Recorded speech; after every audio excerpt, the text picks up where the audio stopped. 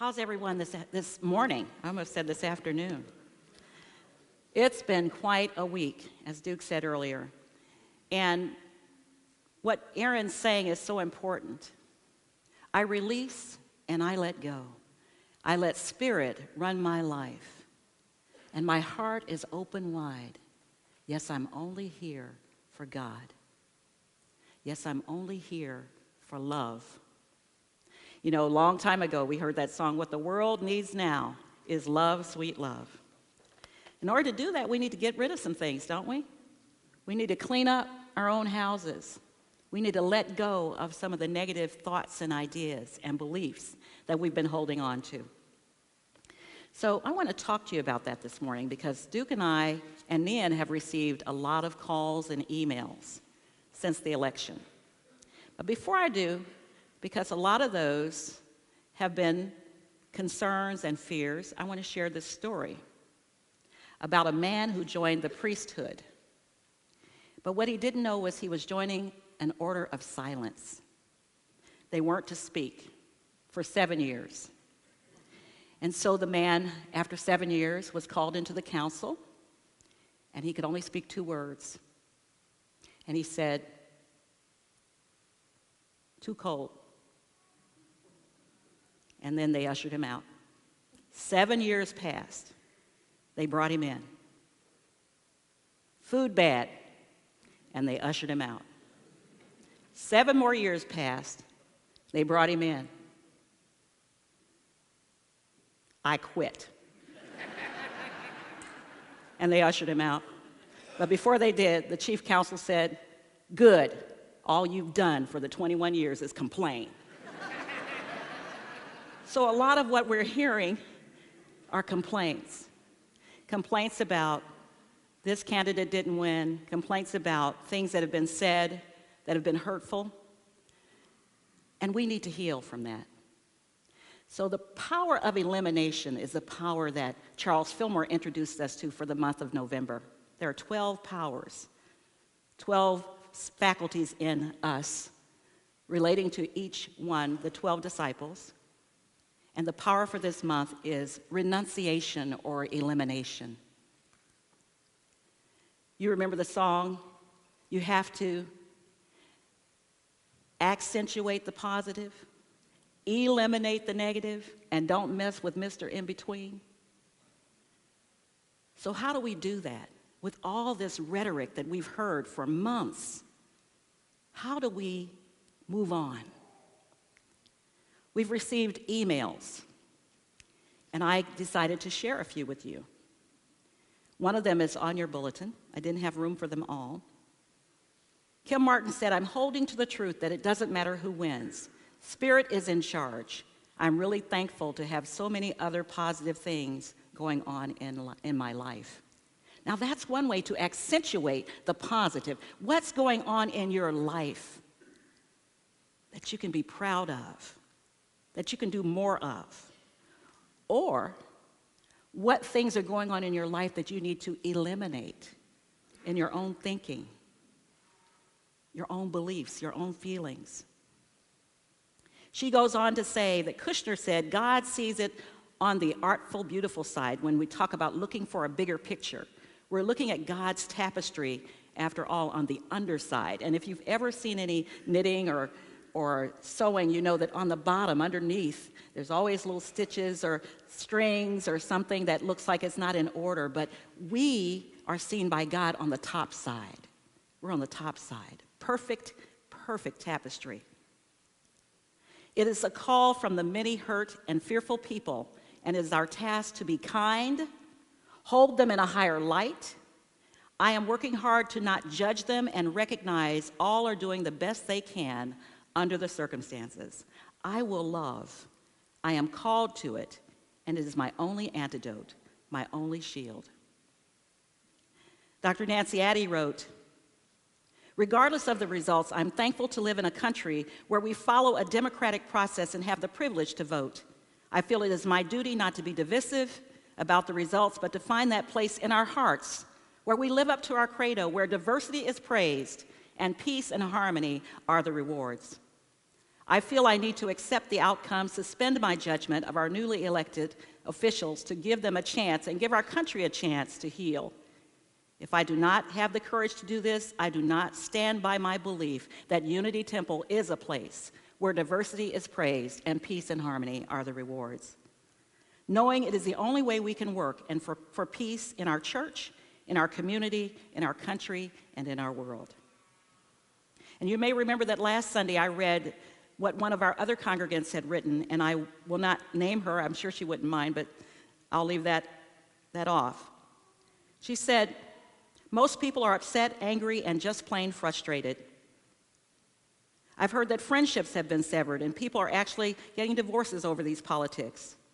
What people don't seem to remember is that words can't be unspoken, feelings can't be unhurt, relationships can't always be mended, and that we are still who we were before this election started." She asked that maybe we could take a few minutes and just remind everyone, as Dr. Addy said, that this is a place where diversity is praised and peace and harmony are the rewards. Jeannie Guillot wrote, "National Post-Election Day of Healing and Reconciliation and the announcement that Duke made." She sent that out. She also wrote, "The actions that we can take. If you don't watch the event at 2 o'clock, it may be recorded, so there may be an opportunity to watch it again later in the week. But there are things you can do right now, right where you are. Hug someone who voted for a different person in the election. I'm sure that comes up around the dinner table or in the neighborhood. Just stop the conversation and just give them a big old bear hug. That ought to end that. Talk to someone with different political views and offer words of honoring and appreciation. Just listen. You don't have to say anything. Wear purple to symbolize the higher unification of red and blue. And call people to create a living room conversation that crosses divides." Now, we started that kind of conversation with a small group here called Courageous Conversations Initiative. There are 9 of us. We meet every Sunday from noon to 2. And we actually have been engaged in open and authentic conversations because we all come from different backgrounds, different histories, different experiences. We're just forming. We're still in the forming stages. And one day we want to expand this out to as many people as we can and out into our community. But we're still growing in that way. On Friday, 3 of us from that group, 2 joined me at Village Shalom, where we participated in the coffee klatch with many of the senior citizens who live there, some in wheelchairs. One Holocaust survivor was very adamant to talk about her views about the election. And when she did, I think that conversation opened some eyes and some ears because we engaged in honest and open dialogue. Our views weren't the same, but we listened to each other. We heard each other. Some of us would like to rewind, hit the rewind button, and go back to the day before Tuesday and make it all start over again and turn out the way we want it. But that's not how life is. Life doesn't go backwards. But the good news is life continues to move forward, upward. It gets better. We make that happen. We, the people, make it better. Life moves forward. So you may have heard that when Great Britain pulled out of the EU, there was a lot of turmoil. And during that process, people were being blatantly discriminated against. After the Brexit vote in June, there was a rise in hate crimes and anti-immigrant violence. And so someone came up with the bright idea to wear a safety pin. And that safety pin is to signal that it's safe. You're safe with me. To counteract the idea that all Brits were anti-immigrant is a quiet way to let minority groups and those disenfranchised or feeling disenfranchised know that I love you unconditionally. I may not even agree with your views, But I know that you and I are connected. We are children of the divine. And like our brothers and sisters, we don't all look alike. We don't all have the same ideas and feelings and views, but we are from the same cloth. And so, according to what I read, the pen symbolizes I'm safe. If you're a Muslim, a woman, LGBT, a person of color, transgender, disabled, or afraid, I am here.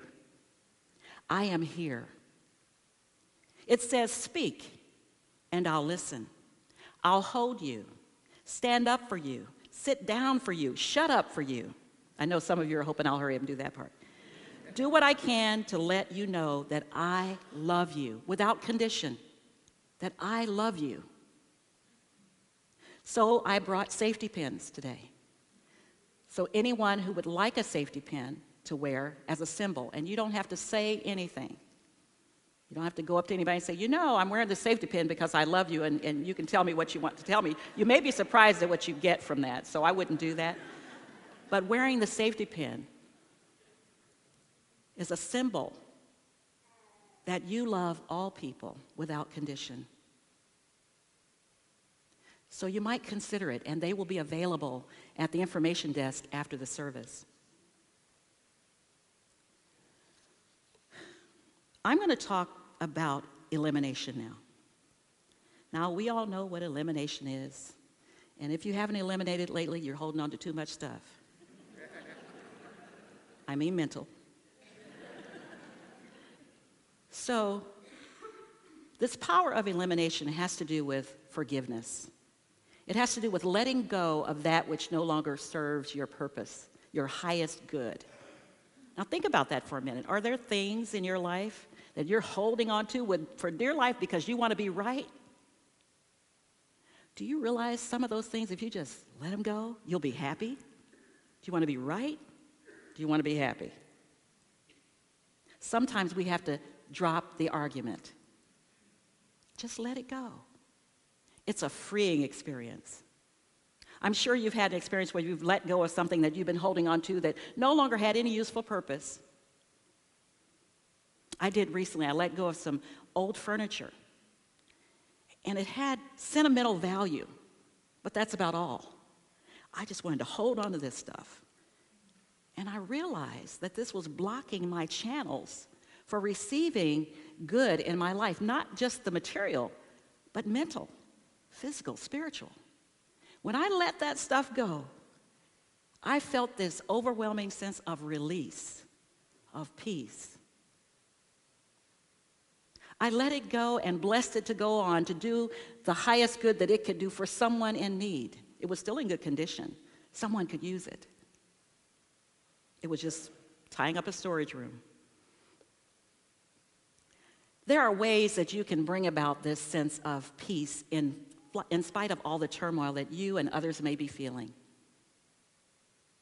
One way is to deny that which no longer serves you and affirm the good that is waiting to take its place. You see, nature abhors a vacuum. What that means is, if you empty something out and you don't put something in it, in its place, nature will fill it with whatever, and your subconscious mind never sleeps. So your subconscious will create something that you don't really want, even while you sleep, and it'll fill that hole back up. You know, like shopping, they say when you go buy something, I know my daughter's always telling us, Mom, you just bought that new pair of shoes, you got to take a pair of shoes out. But I don't want to take a pair of shoes out. So, in order for me to not create such a huge mountain of stuff that I'm holding on to, I have to let something go. That means negative thinking, old-fashioned beliefs that no longer serve us, our feelings that we've been holding on to. It's time to let that go. You can do that through denials and affirmations, which is one of the unity principles. How we communicate with God. An example of a denial might be something like, there is nothing in all the universe for me to fear, for I have faith in God. And greater is he that is in me than he that is in the world, is the affirmation. So there's nothing, the denial, you're not going to get in my way. I'm not going to let you in. I'm not going to think these thoughts. I'm not going to allow this to be a part of me.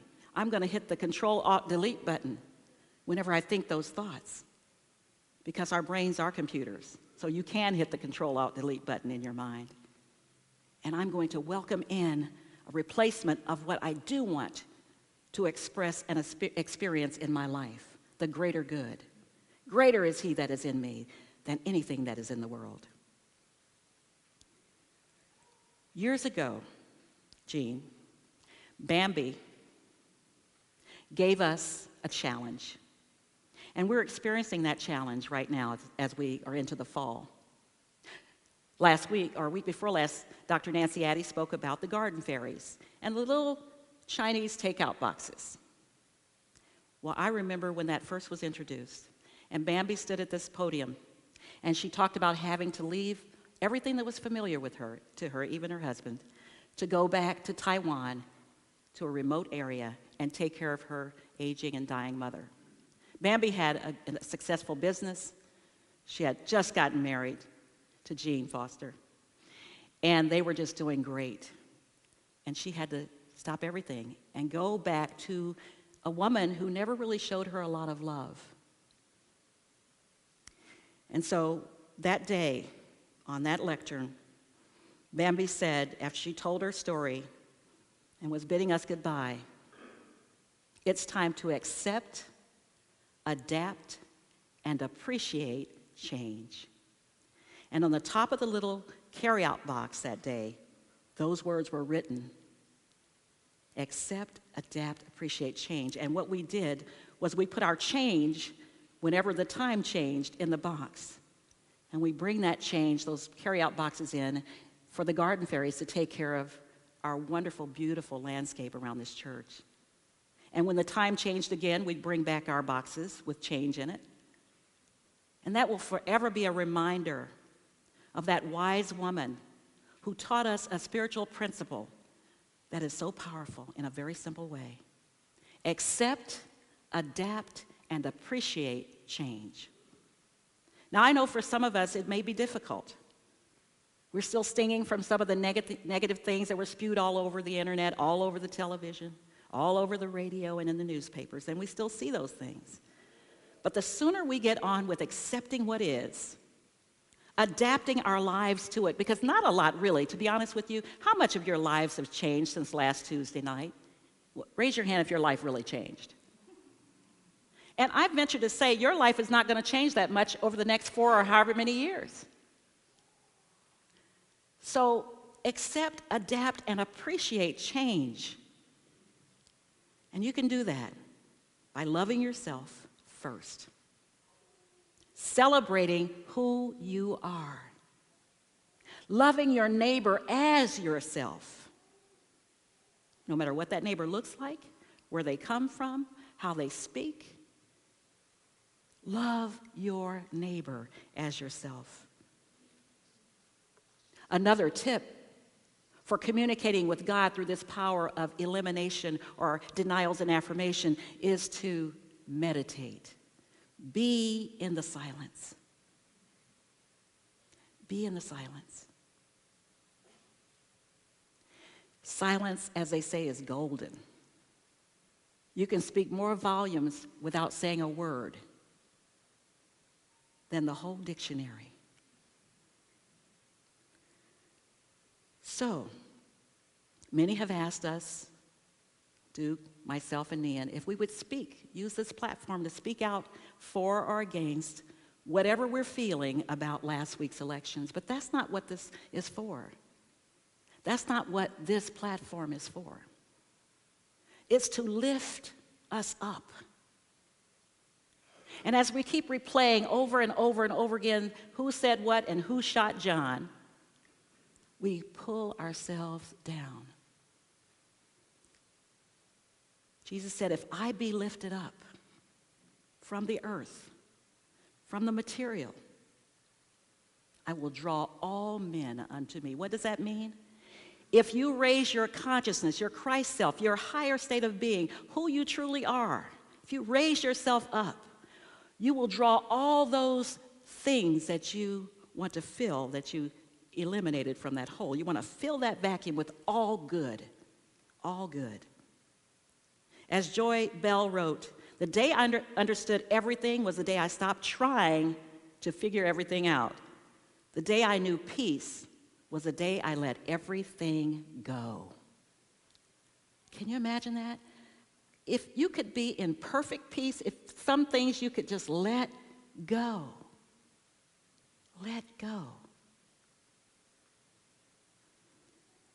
And in the words of that song that I so dearly love, there was and still is occasionally a time in my life when I think I have to do it all by myself. And sometimes I don't, or I forget. I do know, but I forget that the grace of God is sufficient to get me through anything. And that the love of God is always at hand. We cannot be separated from the love of God. But now, whenever I'm struggling, and I say this for you too, we need to let it all go. And this is what we have to say. I release and I let go. I let the Spirit run my life. And my heart is open wide. That's why I have on this safety pin. My heart is open wide. And I'm only here for love. No more struggles, no more strife. With my faith, I see the light. I am free in the Spirit, and I'm only here for God. I invite you to affirm that in your soul. What are you here to be? You are here for love. You are here for God. Nathaniel Brandon said, the first step toward change is awareness, and the second step is acceptance. We become aware of what needs to change, and then we detach ourselves from the outcome with full faith that all things work together for good, for them that love God and are called according to God's purpose, Scripture tells us. This morning in the Bible class, Reverend Laura walked us through the story of Isaac, and it's called the 7 Wells. The Philistines in Genesis, the 26th chapter, thought they owned everything. You ever know anybody like that? Yeah. Maybe it's us. And so Isaac and his people were digging wells. And then the Philistines would come over and say, that's mine, move. Isaac would say, okay. And he'd move and he'd dig another well. And they'd come over and say, get off my land, that's mine, move. And he'd dig another well. And he'd dig another well. They just kept following. And finally, they couldn't make Isaac respond or react. And they stopped pursuing Isaac and his people. That's what Scripture tells us when it says, shake hands with thine adversary quickly. Love your neighbor. Love your enemies. Be kind to those who persecute you. Pray for those who do you injustice. Because the enemy is not them. The enemy is in here. It's our way of thinking and believing. We can change anything we want through our thoughts. If we believe something to be true and we believe it with all our heart, we'll make it true in our own minds. Isaac believed that the best thing to do was to not resist, what we call in unity non-resistance. That doesn't mean you just give up and throw up your hands. It means I'm not going to put up a fight. I'm not going to fight you. I'm not just giving in. But holding on makes you weaker. Letting go makes you stronger. So Isaac and his people proved their strength just by letting go. I invite you to do the same. If you're holding on to hurt and disappointment and anger and resentment, let it go. Pray, meditate, talk about it to someone you feel safe talking to. And when you're on the other side of that conversation, be that unconditional love that we always say we want. Be it. Be the peace. be the love, be the joy, and honor all of our sisters and brothers. So release and let go, and let the Spirit run your life. We are all one in the Spirit, and we're all only here for God. Now I invite you to join me in that thought as we move into meditation.